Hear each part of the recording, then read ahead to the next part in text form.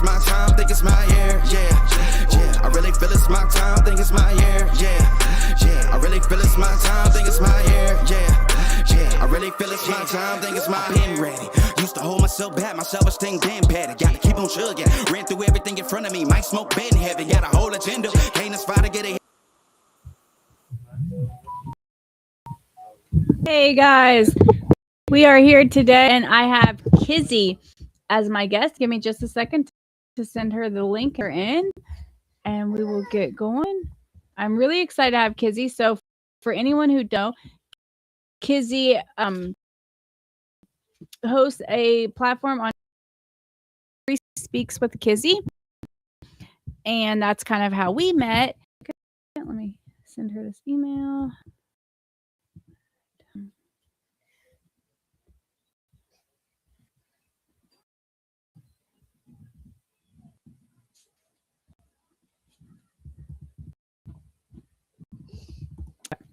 So Kizzy will be joining us shortly, just a minute, as soon as she gets the link. I'm super excited to have her. I'm really excited to know more about Kizzy because we have became pretty good friends here recently, but I don't really know a whole lot about her story and her past and all of those things. So I'm really excited to kind of to learn about her. Okay. Make it live everywhere else while we're waiting on Kizzy.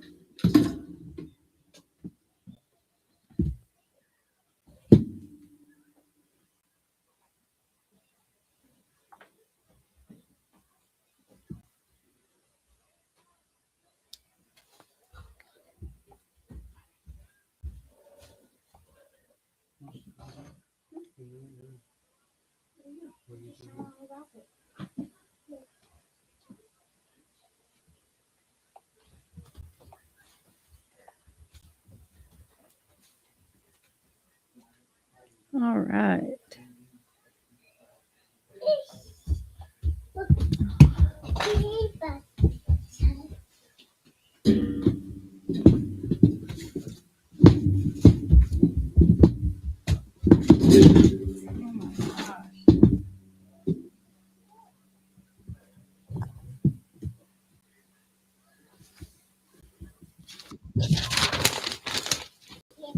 All right. Hey. Hello, hello. Sorry, I'm late as always. It's okay. I just was worried that my internet wasn't working, that I wasn't getting your email. Okay. So I was kind of before we were waiting on you to get here, and I just kind of said that I said I'm really excited kind of to have you on here because I'm excited to kind of learn more about you because we've became pretty good friends recently, but I really don't know a lot about your story and your journey. So I'm really excited. Kind of really excited for this episode. A lot of times my guests are, I'm always excited to learn about people's journey, but like me and Kizzy, we are starting a couple projects up together. We are starting, for anybody listening, we're doing a women's group. We're starting this Friday, 7:30 Central Time, 8:30 Eastern Standard Time. And it's going to be via Zoom. Anybody interested, reach out to me or Kizzy and we'll get you the information to join. I said it's going to be on Zoom so we can have some privacy, but so we're really excited about that. And then we're hosting a 3-hour live on New Year's, sober New Year's Eve party. It's going to be a lot of fun. We have some stuff planned. We're still working on planning some stuff, all of the things. So, so we're kind of partners in some business ventures, and I'm excited to learn a little bit more about you. Yeah, I'm excited. So, I'm nervous, excited, but yes, I think anytime I do something like this, I get nervous. I think everybody does. Ember was really nervous yesterday, and her episode went really good. So, Good. Okay. um, So if you want to start I kind of let you start like wherever you want. If you want to start like, I don't know, wherever it started for you, your addiction, your childhood, blah, blah, blah, your childhood or your addiction or wherever. And then I'll just kind of bounce questions and we'll just kind of roll. Yeah, I definitely bounce questions off of me because, yeah, definitely. Well, I'll start with my childhood because some of that led to what happened in my adult life. I was born to very young parents. They were 17 and 18 years old when they had me. Didn't have much. I mean, it was hard for them, real hard. But we had what we needed, and never once have I ever felt unloved by my parents. My childhood went pretty good up until, and I'll really start at 9. At 9 years old, my grandfather, um, or well, essayed me. Um, and it wasn't like I could get away from him. I didn't tell anybody. I just didn't tell anybody until later on in life, and we'll get into that. But every day they lived a mile down the road. Every day I had to see him. Every holiday I had to sit on his lap. Every time, it was disgusting. And I it took me really until I was about 11 to really realize how like that it I knew it didn't feel right, but I didn't know that it was wrong until I was about 11. And I don't really know what really I mean, it really might have been the sex education classes that we took in school. That they don't do anymore. I'm sorry, not to cut you off in the middle of your journey, but like, God, you know what I mean? Like, there's so much like that they learn, even just about women and our cycle and all of the stuff that I learned about. My mom never had that talk with me. Like, I don't know. Me Sorry, neither. I didn't mean to cut you off, but no, it's okay. No, I totally agree with you, Leanna, that my mother and dad, we didn't talk about those things. I'll explain to you later how I told my mom that I started my female thing. It was so I didn't tell my mom. I told her the first letter, the last letter, and she said under the sink. And I said, okay. And that was it. She never told you what to do. I didn't tell my mom. She didn't know for the first 3 months I had one. And then she saw blood in the trash can, you know what I mean? And then was kind of like, I was the only other girl in the house. So she was like, Yeah. And so, we just didn't talk about things like that. And when something triggered it in me when I had those classes, that what had happened for that 1 year that it happened, that was wrong. It was just completely wrong. And that was the start of me feeling completely dirty, completely like that's all women are for and girls are for. And honestly, when I got to about 13 is when I think my first addiction started, and that was men. Because I was 13 years old dating an 18-year-old. I was a freshman in high school dating an 18-year-old senior. And I never, never wanted to be alone. I thought that sex was the way to love. I mean, if somebody that was supposed to love me did that to me, even though I knew it was wrong logically, something inside me thought, okay, well, then if I give that to somebody else, they're going to love me. Well, that wasn't the case. I mean, we know that. And, other than the addiction to men, my high school years went really well. I mean, I was a basketball star, a track star. I did, cheerleading, all that stuff, so it went pretty well other than on the guy front.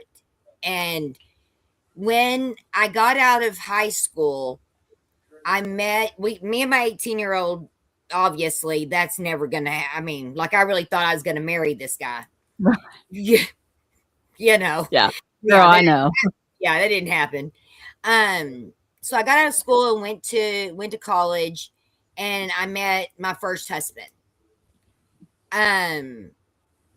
Met him. He was at a bachelor party in my apartment complex, and my cat got out, and he was using a laser light to run my cat into a brick wall. And because the cat was climbing up the wall. Yeah. And I went up there to yell at him. Ended up I'm just going to say it, that night, just met him, but I was still in the mindset of who cares? Who cares? It's just sex, and we ended up running off to New Mexico and getting married after knowing each other for a couple months. And I didn't know this at the time because I was very naive to anything that had to do with substances, alcohol, anything. I did not drink in high school. I did not smoke a cigarette in high school. I didn't do anything because I was afraid of getting in trouble and losing sports. So I was very naive. Well, my first husband was, he never did tell me exactly what he was addicted to when I first met him, but he was addicted to something. And when we my thing went off. Um we got married, and very shortly after we got married, my life ugh, my life took a turn because I got pregnant and he wasn't ready, and I terminated the pregnancy. And that happened twice in our I have two living children, and I that happened twice in our marriage. Um till this day have not totally reconciled my feelings about that, because I have felt when I had my kids, I felt like I didn't deserve to have those kids because there are people out there who can't have kids, and I made the choice to not have two kids. And now I have two healthy ones. That in my head and in my heart didn't seem right.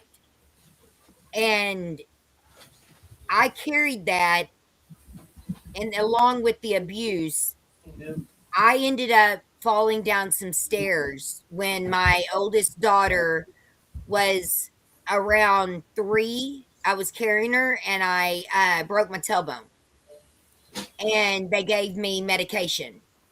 Well, all those feelings, you forget the pain I was in.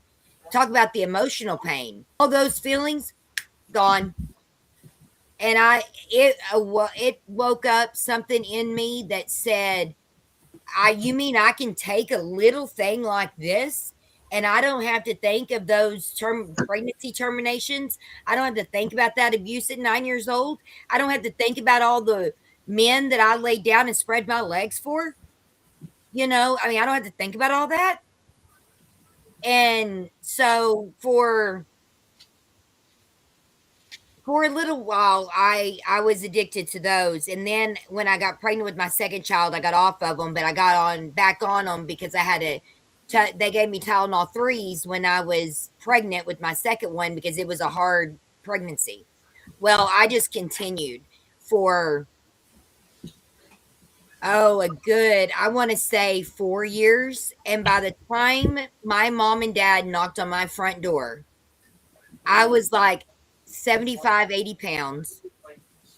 I didn't care whether I took a shower, whether I ate, whether I took care of my kids, whether I even got up off the couch that day.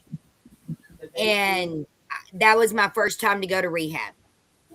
Was for the pain medication. And I got clean. I did a 7-day detox and then a 3-month IOP. And I got clean. I stayed clean. I did not take one pain pill for anything that I went through from, I want to say, 28 until 30 something. Like in my, like 35, 36 years old. And it wasn't that hard for me. I mean, that addiction wasn't that hard for me. Was really surprised. But me and my husband, obviously, we did it. My first husband, as I said first, didn't work out. And, I realized that he wasn't going to stop. He told me he had stopped. He was getting clean while I was in rehab. What he was doing was he was getting the medical bills out of the mail before I could get them. And the day I found out he was still using was the day the cops called me at 1:30 in the morning and said my husband was at 7-Eleven passed out in his car. That's right. And I should have just let him take him to jail, but I woke the kids up, went and got him, and brought him home. And but we ended up getting a divorce, and me and my kids moved back to my hometown. And I was single and good for about a year and a half, which was the longest that I had ever been single since 13. And I didn't, really know what to do. I just knew I was in survival mode. I just knew I had to take care of those kids and, do my best that I could and make it okay for them. So I started working at a hospital in my hometown, and I was the director of marketing and in charge of the hospital foundation. Well, there was a guy that was the president of the bank there in my hometown, and he was on the board of the foundation. Well, we hit it off, and long story short, with him, there wasn't a lot of time that we dated. I don't date very well, Leanna. It's like, boom, I know you, let's get married. So, Me and my husband met in June, got pregnant in October, and we're married in December. Yep. Yeah, I love it. So I was 31 when I believe when I got married to him. And everything was good. He was really nice to my kids before we got married. Very loving and nice to me. Then we got married, and at the reception, my kids kept telling me, "Don't marry him. Don't marry him." And I thought that it was honestly because they didn't want me divorced from their dad. But I should have listened in this situation. I should have listened to my kids. Shortly after we got married, it started being kids are better seen and not heard. To where they would get home from school at 3:30. He would get off of work at 4:30. They only had an hour to be able to be out of their room because when he got home, they had to be in their room. And they couldn't make noise. They couldn't anything. They had to eat in the room. They had to do everything. And it just got, to the point to where he finally said that, and I didn't realize it, but he had been cheating on me for a while and I didn't know it. But he finally said, you would be okay if you hadn't have come with 2 kids. And I said, see ya. Yep. I said, see ya. Well, I lived in the house for a little while I was looking for another place to live. That is when my drinking, because I was the kind of drinker I was before I became a full-blown alcoholic. We would go dancing every 2 or 3 months and I would have a drink, or a glass of wine while I was cooking every once in a while. That was it. I didn't even like alcohol that much. But then I realized that 2 glasses of whatever I was drinking was much better than 1, and it took away to live around this ugly human being. Right. And it wasn't drugs. So you could numb without drugs. So I know a lot of people, alcohol, they go there because it's not a drug and it's legal, and all of the things. Yeah, it's legal. Like that's the big one there. You know what I mean? Like if you get pulled over or not pulled over, you can go to the bar and drink out in public, but you can't go out and just do pills out in public. You know what I mean? So like I get it. That's why it's so dangerous too, Yeah. And man, I'll be the first one to tell you, it sneaks up on you. It really does. Alcohol, the pills didn't sneak up on me. I knew what was happening.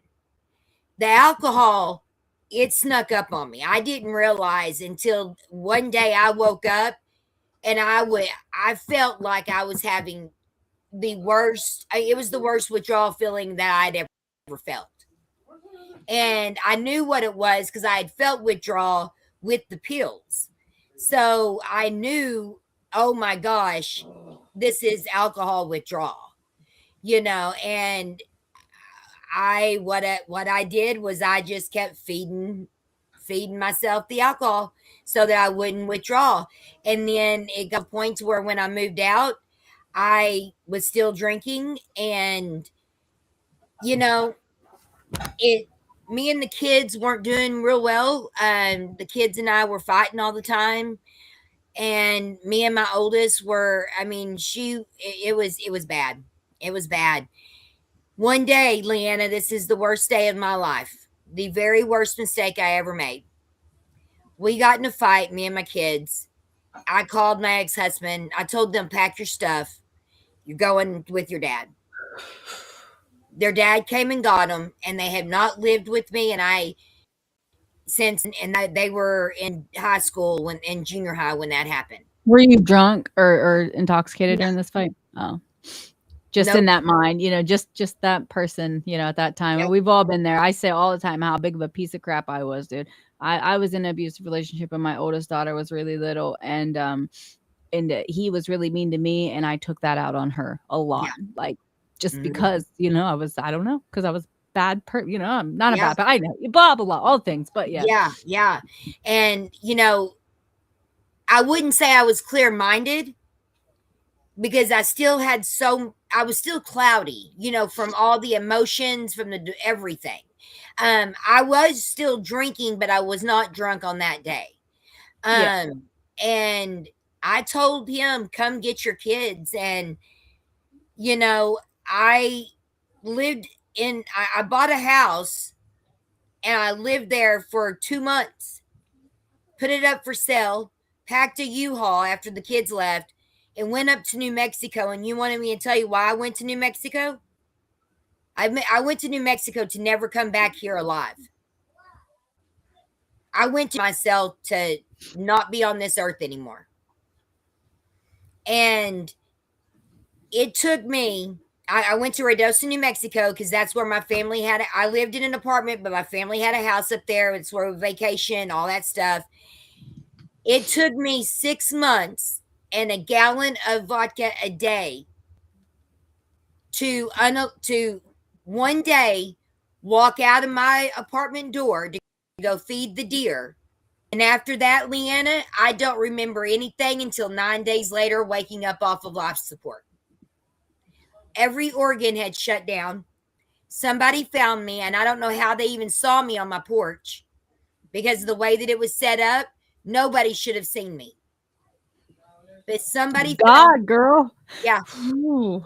They got me to the Reynosa hospital and they couldn't take care of me. So they had to send me to Albuquerque.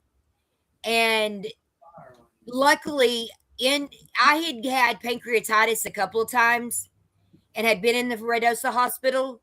Well, while I was there, I signed a DNR. They called my mom when I got to Albuquerque and said, because I was 35 years old, and they said, this nurse said, the reason she did it was because her brother had just died from an overdose. And she said, Mom, she has a DNR on file and she needs to be put on. We can't say, we need to put her on machines.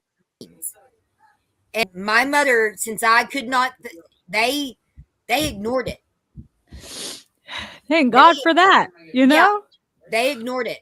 That nurse, and I don't know who she is. We couldn't find her, but that nurse. She was the angel, girl. Shoo, Yes. God, you can't tell me. I've got it, the chills all over me. Like I'm telling you, this is a God story. Some stories, I was talking about this yesterday, like you can just feel it. Like when the person's telling me, like we're not even next to each other. You know what I mean? And as you're telling me, I can feel it coming over me.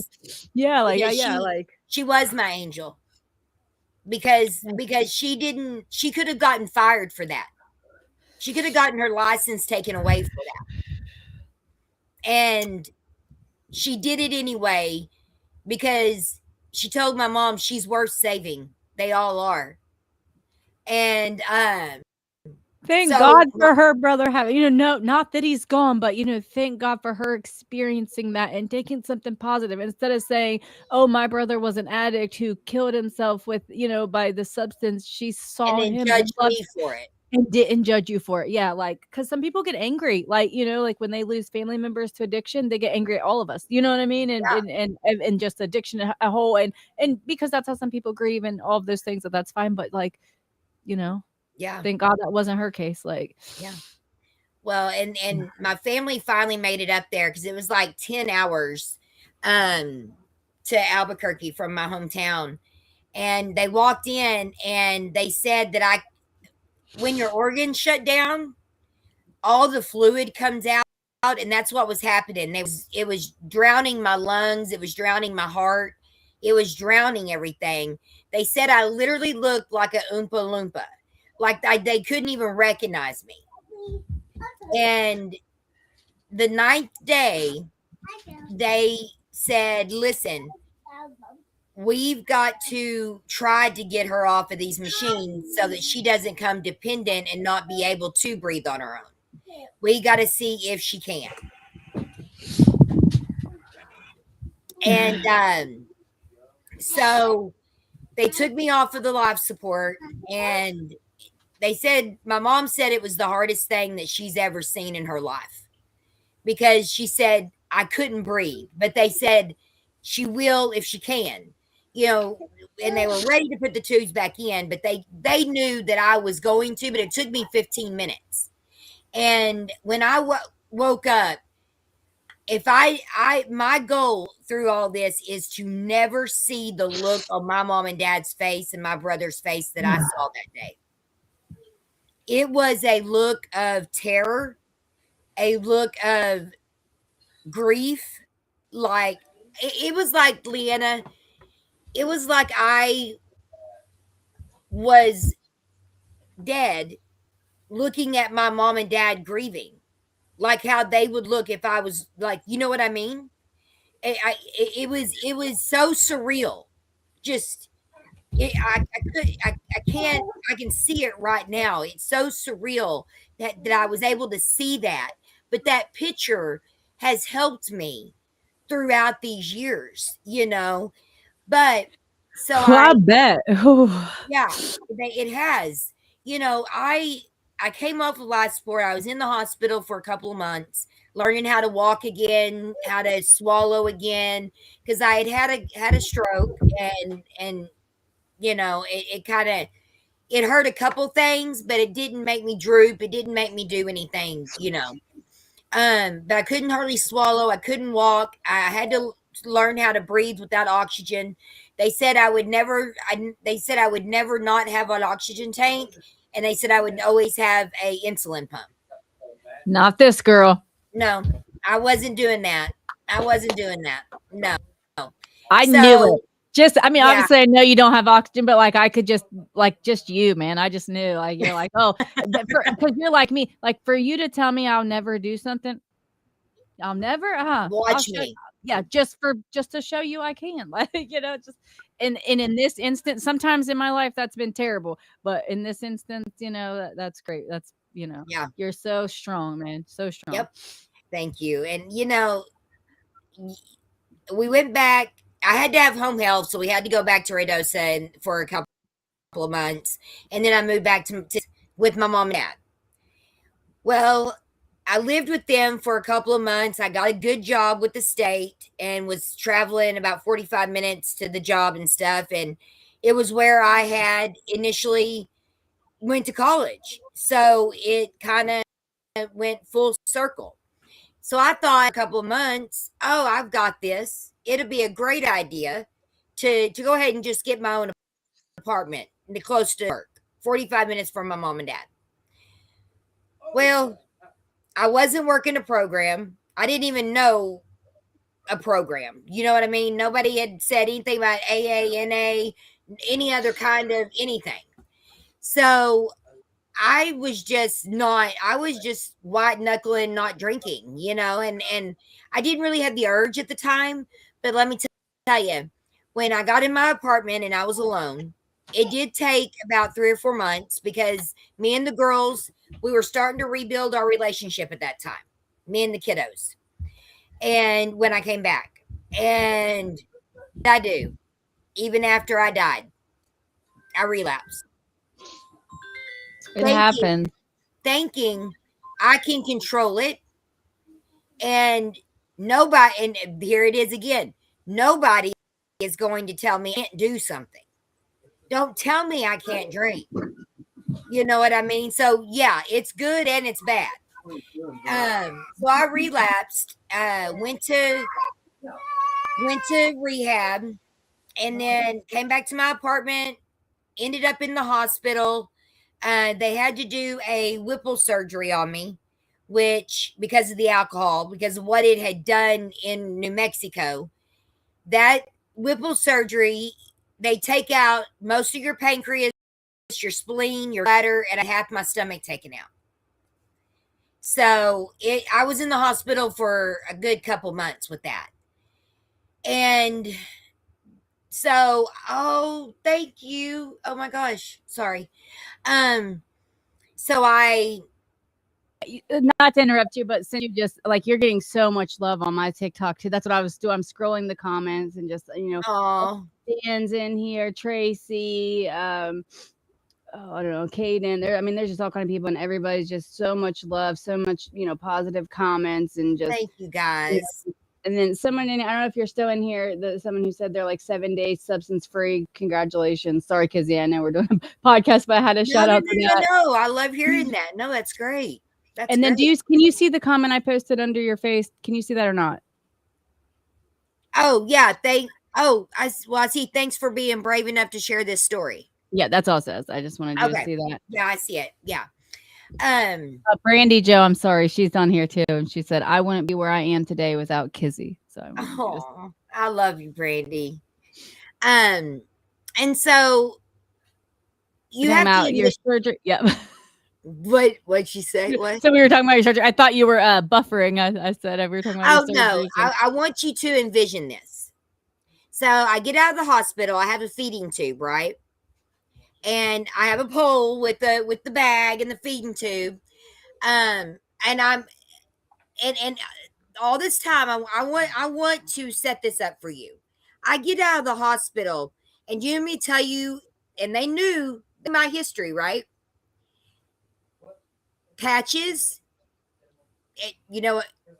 morphine pills, and regular pain pills.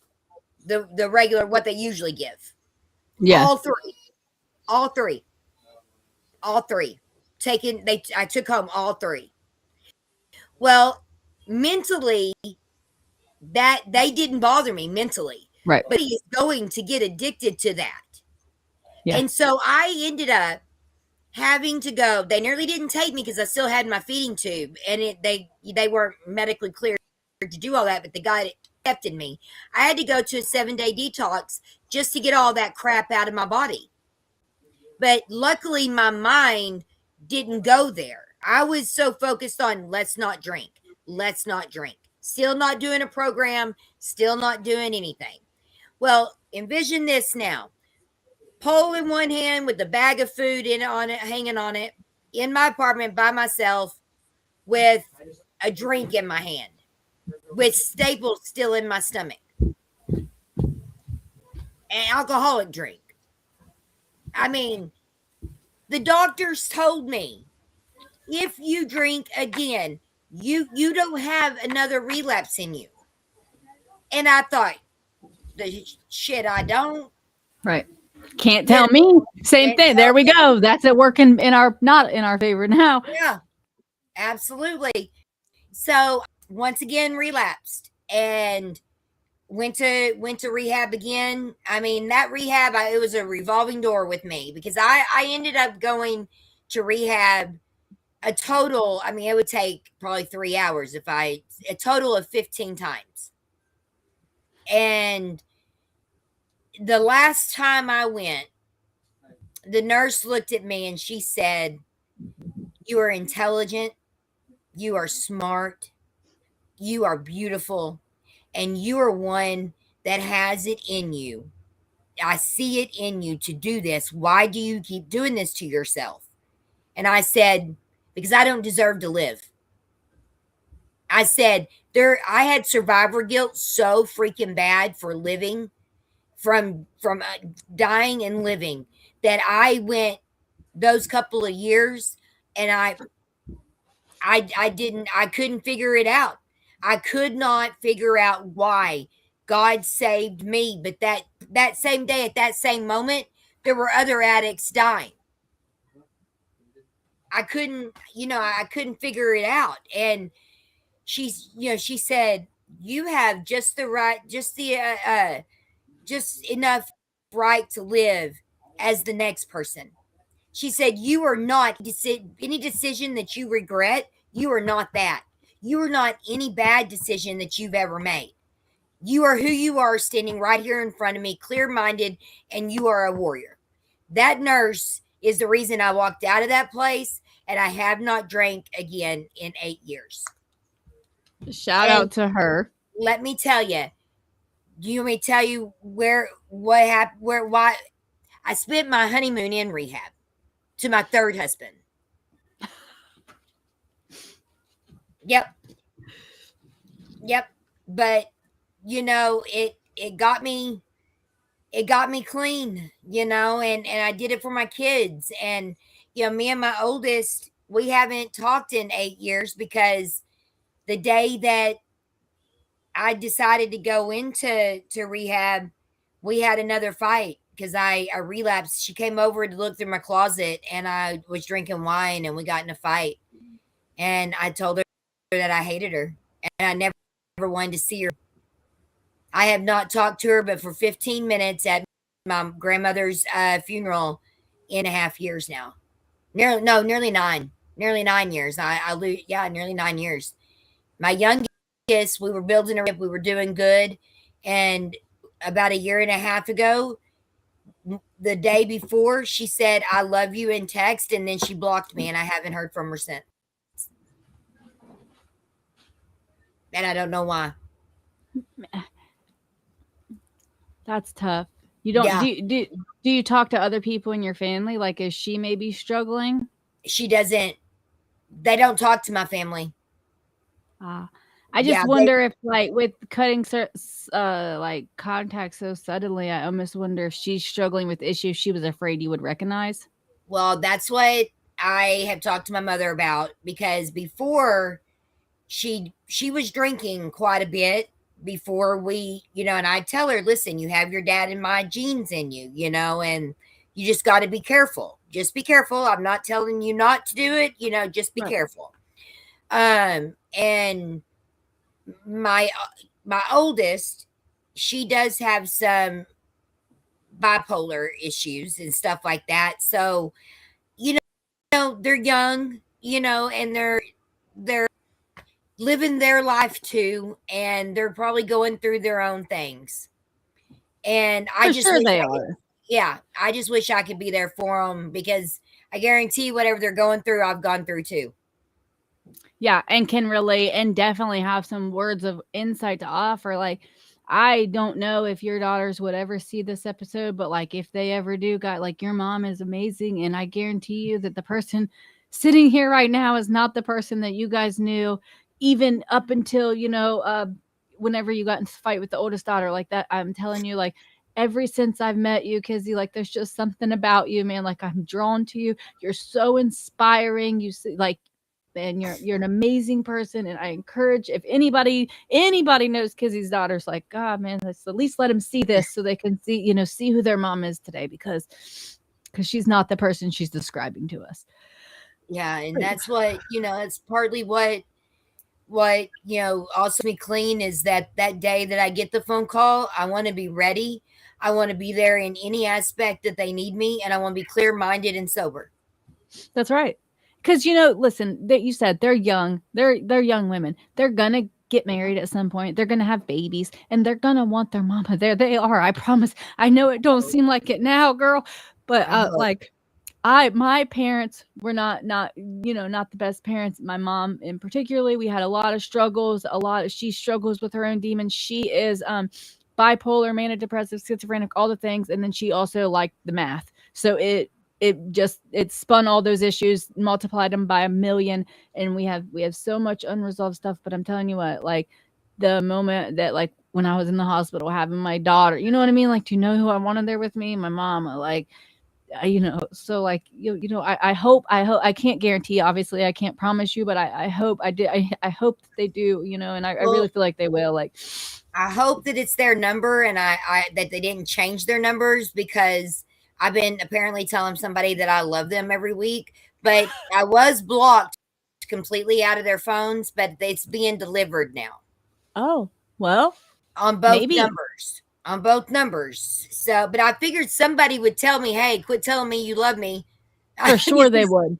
This is not who you think it is. Right. After a year of this, I'm done. Right. Like, Yeah. no, yeah. So, No, you so know, that's a seed. That's a little seed of hope. You know what I mean? And yeah, I love that you are strong enough to step back and wait, because I think that's important.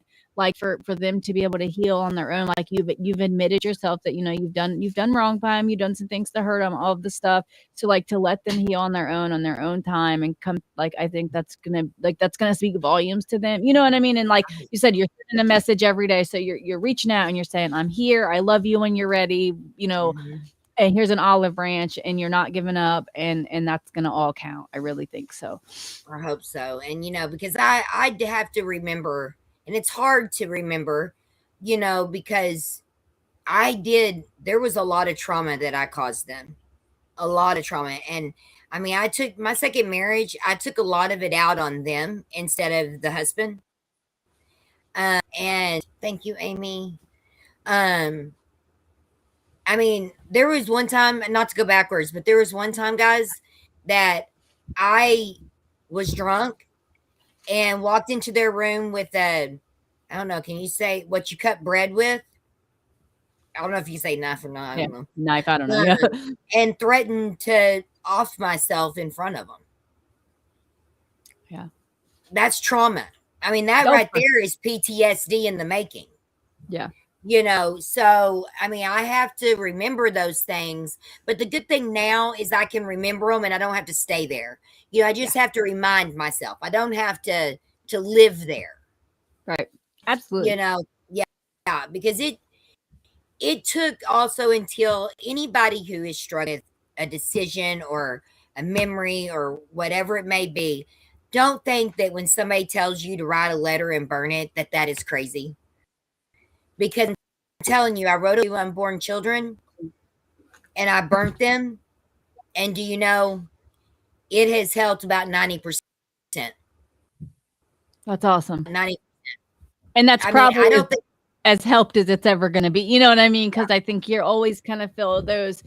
I have things that I feel so much shame for that I don't think I'll ever fully forgive myself for. But I yeah, think, like you said, sometimes we have to like hang on a tiny bit so we don't forget. But right. forgive and forget's different. You know what I mean? So like, Yeah. I think maybe that's great. Like I've never written a letter and burned it, but that's something definitely to keep in my pocket, because I've definitely some resentments and things towards myself Mhm. that will probably be helpful. That's really. There's just something about burning it. I don't know. And I have what I have to work on now is the what ifs. What if I hadn't have done this, or what if, what would they look like, or what, I have to let go of those things. But it doesn't run my life like it used to. Like it just doesn't. I used to wake up and go to sleep thinking about it. Now I don't. There's days I don't even think about it.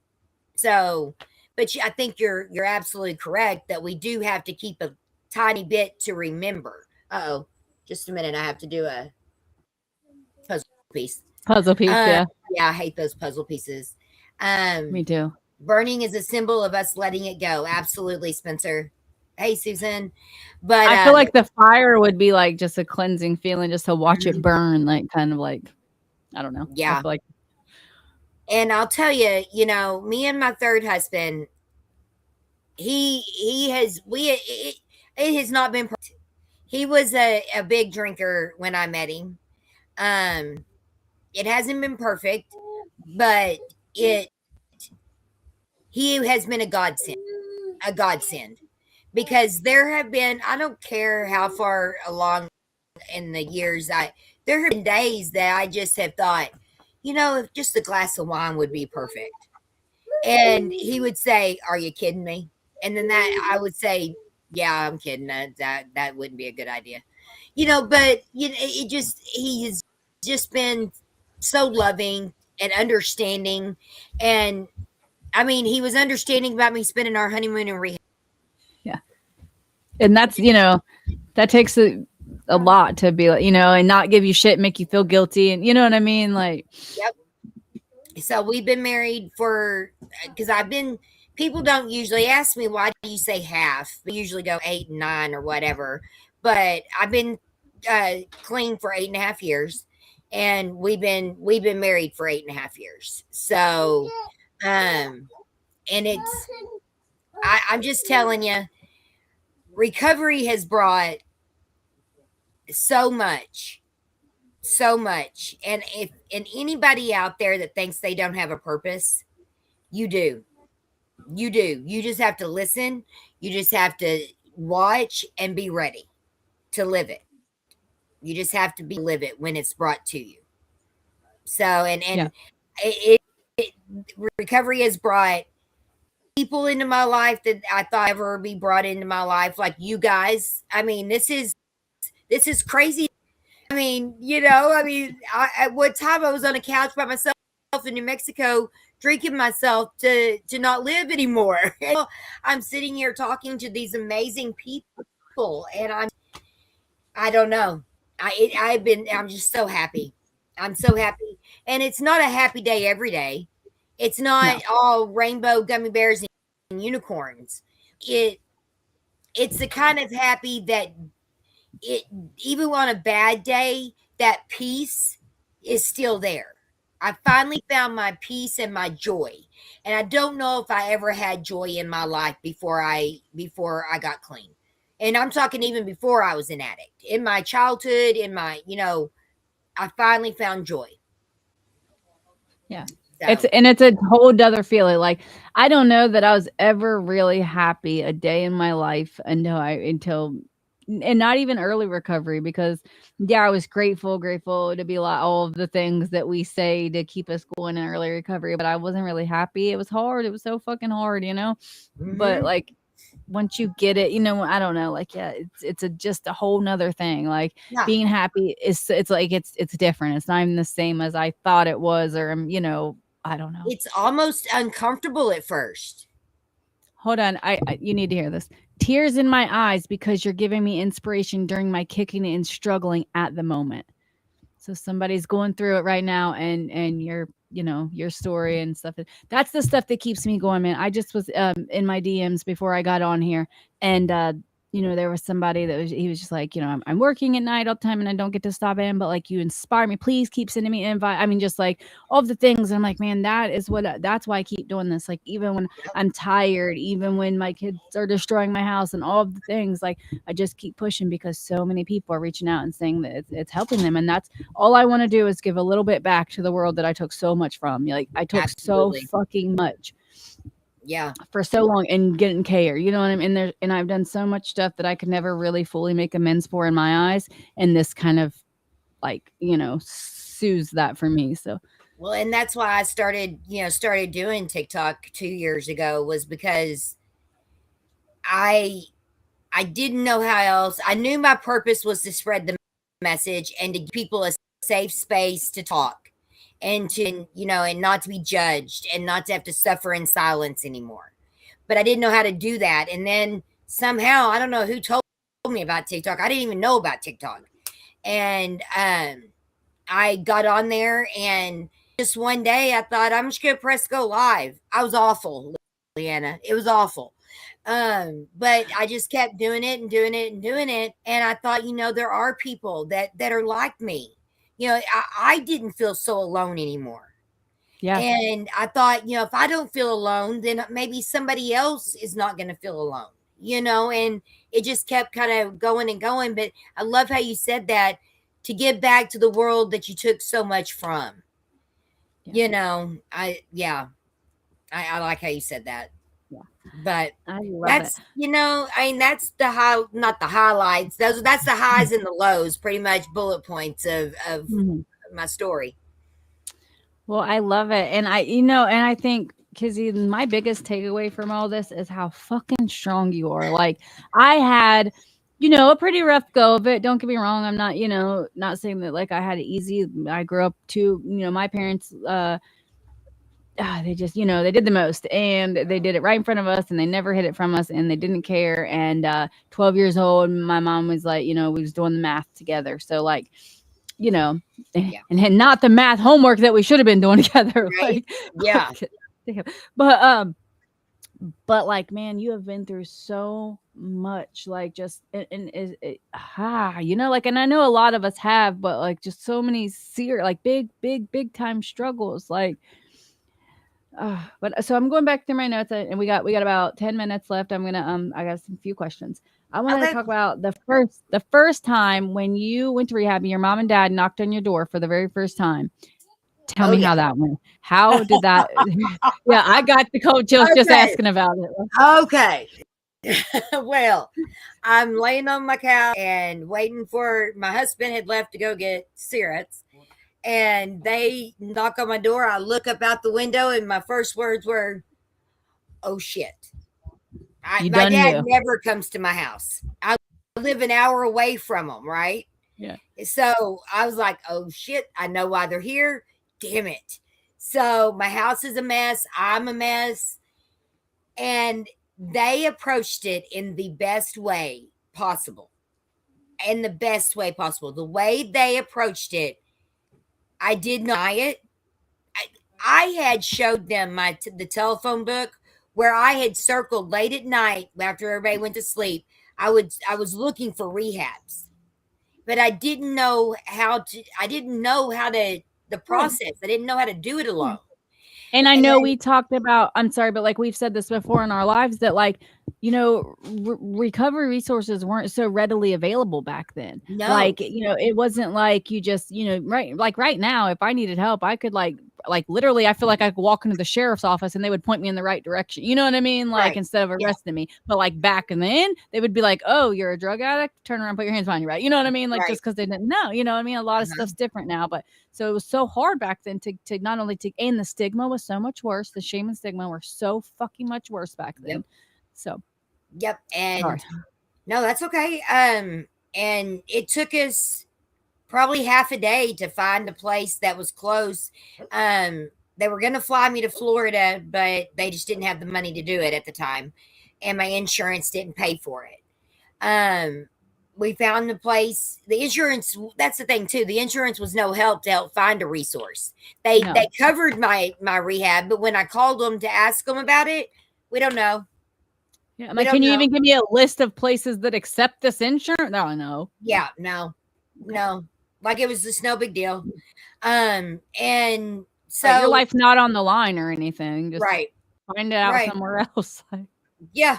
Yep. So we just happened to find a place that was about 35 minutes away from me. And I went there, like I said, for 7 days. And then they forgot to graduate me. So, and I didn't realize. So I was supposed to go for a month and I went for 3 months. But I got an extra eye. Hey, God clearly thought you needed it. Yep. Yep. So yeah, I mean, I don't know how they knew how to approach it because my dad is not that kind of a approach kind of person. Me and my dad have a relationship that just now, in the last probably 3 or 4 years, he says, "I love you, drive careful." Like it wasn't an "I love you." The only relationship we really had was sports, and that's so, we still haven't found our adult relationship yet. Well, you're working on it though, and that's Yeah. that's big. Yep. So your two kids, both of your kids are by your first marriage, right? Yes. And is he like doing good? Do you have any contact? Do you know anything about him anymore? No. Last time, I don't have any contact with him. last time my youngest was talking to me a year and a half ago, she had mentioned that he is not doing good addiction. Yeah, But well, I'm I not hate gonna. that, but Yeah. I so go your ahead. kids, when they told you not to marry your second husband, do you think that maybe they like he was like mean to him when you weren't around and they kind of Yeah. knew already? Yeah. That's kind of what I felt. And then they didn't tell, like I hate that, kids and they're kids and you know what I mean, but like they don't tell us things and I'm kind of like I hate that. Yeah. I hate that they could have maybe, prevented not your addiction, but like just that whole terrible situation for them if they were just and not blaming them. They are children. I just hate that if No. you hadn't Yeah. known, or that they will say it better like Right. that. Like if you had have known, you know what I mean? Like Yeah. and Yeah. I love it though. I love it how when it came to the point where he said, like, you'd been better if you didn't come and care or whatever, that you were like, I was like, bye. Because yeah, like it's because exactly who what I fucking did. says that to somebody like A that? narcissist asshole. Yeah, for sure. That's Like there's no other like why would you what? They're like, what? Even if you felt that way, like they're fucking what do you want me to do? Like push them off a bridge? They're fucking children. Like right. fuck it's wrong. Yep. I know. Okay. The last thing I want to talk about is this angel that nobody could ever find again. I'm getting the chills again. God bless it. I just I did wanted to too. mention her I again. did I don't too. even have any questions about her. I just needed to bring it up again because it was so fucking I crazy. can see her face, and I'm not good. Like I told you, and things are fuzzy because of the strokes and the brain damage that I have from drinking and stuff like that. But I can see her. She dark hair, petite, with tattoos all over her arms. I can see her, but Now, I did don't. like when your family got to the hospital and stuff, like did they get to meet her at all? Yes, Okay, yeah, okay. So like she was a real yeah, person, or like maybe, yeah, maybe, but maybe, maybe maybe. not real enough I for them. know that she put her everything on the line to disregard that DNR. Absolutely. They can't do that. I'm glad. I'm so fucking glad they did, but it's like drilled into them that they cannot do that. And Yep. for her even to contact your mom and say, like, what do you want me to do? Like, I don't think they're allowed to And do what that. was the chances that I even put my mom on the emergency contact in Redosa? Yeah. I mean, I could have not have put anybody in, and they wouldn't have known who to call.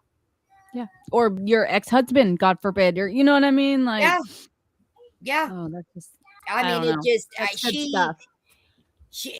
that the person that found me, which I don't know who that is, and her are two that I want to meet so badly.